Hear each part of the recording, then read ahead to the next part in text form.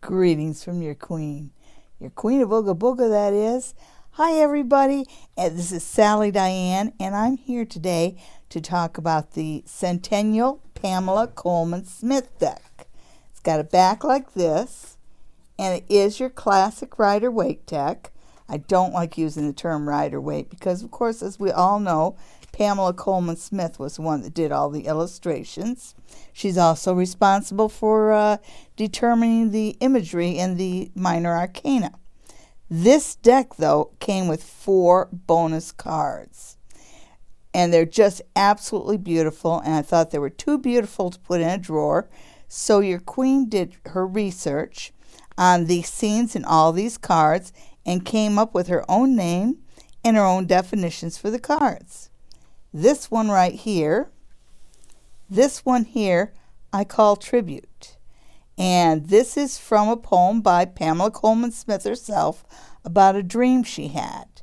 And in the dream, she saw a host of angels with fierce faces coming down, and they all had these little bags with with heart-shaped bags on pearl chains, and they came to the casket here, and they stopped by the casket, and then they went through the doors of the church here, and behind the church is a tall hill with a shining city on top. So what I see as the meaning of this card is that this host of angels comes down. This is why I call it tribute, because they stop and pay tribute before they go through the doors of the church, never to be seen again. And of course, beyond the doors of the church is achievement. So they're on their way to a higher achievement, but along the way they stop to pay tribute to whoever is in this coffin. So the meaning of this card is it's about paying the last respects, saying the last goodbyes, not just for a funeral, but say if you're leaving a job, it's if you leave a job and a lot of times they'll throw a party for you and bon voyage, or if you go off to another city, anything where you're saying the last goodbyes and you probably won't see somebody for a long time, whether it's a person or a place or a situation. So it is talking about having that one last goodbye before you move on to something bigger and better. When it's reversed, it means missing out on that last goodbye. Leaving something not with fanfare, but more of a whimper. So that's what this card means, and I call it Tribute. And it is now part of my deck. The next one, this one I call Temptation. And this one is based on a Yeats poem. It's an illustration that the Pixie, that's what they call Pamela Coleman Smith, did for this poem. And the poem is about a young man who is walking along the river, and he lays down to take a nap. No, the card in your hand. Oh. And he lays down. He lays down to take a nap. And as he dreams, some woodland spirits come and visit him. And one in particular, and you notice that she's got a more colorful dress, and she's got the red lips, and she comes beside him and whispers in his ear to come with us, come join us. So it's kind of like a siren song sort of thing, which is why I call it Temptation.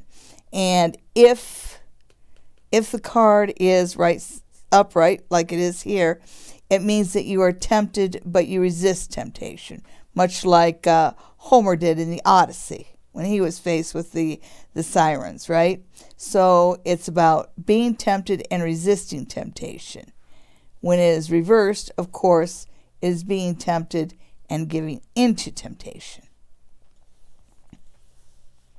Now the third card is from some sheet music that came from the Christmas Carol, Dickens' Christmas Carol. And this particular scene is the one where the ghost of Christmas past takes Scrooge back to his childhood. And Scrooge had an opulent, idyllic childhood. And this card is the one that I call the past. And so it's about looking back at the past and learning lessons, letting the events of the past be a guide for the future. It's not about living in the past. It's about using the lessons of the past wisely. Of course, when it's reversed, it's about not learning from your past. It's about making the same mistakes over and over again. And the fourth card comes from a playbill for Much Ado About Nothing, which was a Shakespearean comedy of errors. Now I call this one misguidance. And in this picture, you have the lady of the house, and she's recruited her 2 handmaidens to lure another woman into the garden so she can overhear a staged conversation between these two. Now, if it's upright, it has a more light-hearted feel to it because, of course, it comes from a comedy, and it wasn't anything done maliciously. She was misguided as a lark, as a little trick that you would play on a friend. So, if this card appears in your spread upright, it means that you might not be told the whole story, or you might be misguided a little bit. But it's not vicious. If it is reversed, you're still being misguided, but it becomes a much more unpleasant thing. Okay? So those are the 4 new cards: Tribute, Temptation, the Past, and Misguidance. I am going to put them in my deck now, and I am going to enjoy them and enjoy my new Pamela Coleman Smith deck. Please tune in again. Make sure to come in and visit us 9 o'clock Sunday nights for Psychic Sundays Live with your queen of Ooga Booga, Sally Diane, and her handsome producer. Thanks a lot. Have a great week. Bye-bye.